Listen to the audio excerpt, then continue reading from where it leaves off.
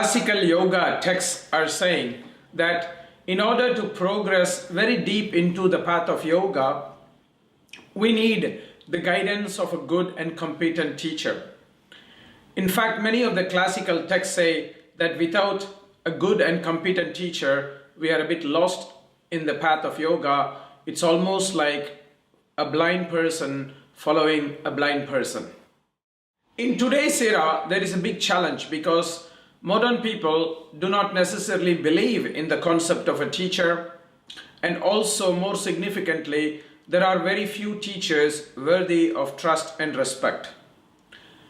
So my recommendation is that people search for a teacher in a very sincere and open-eyed manner, where they look for a teacher who belongs to a long tradition. Not self-proclaimed teachers, but teachers who have a long history. Because many of yoga's teachings are shared privately between teacher to student and teacher to student, and many of its intricate meanings and subtle secrets are passed on only in that manner. They are not passed down through the form of publications and books.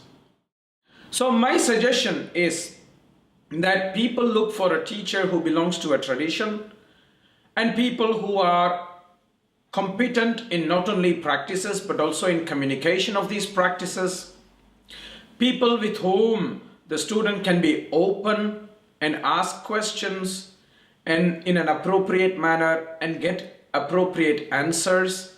Not teachers who just say, shut up, you cannot ask questions.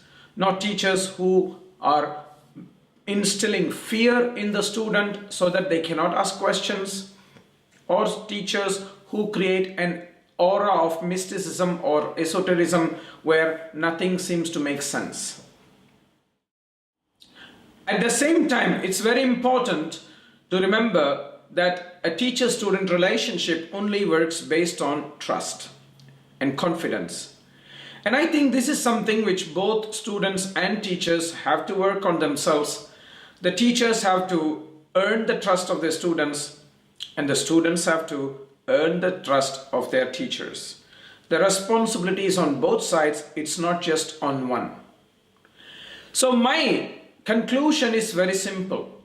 Look for a teacher who belongs to a long lineage of tradition.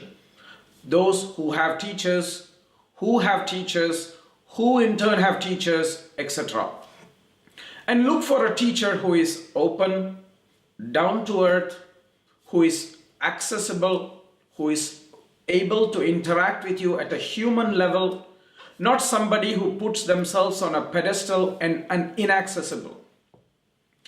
Don't look for a guru who has a mass following. Look for a teacher who is accessible, whose heart is open, and who is connected to a higher self.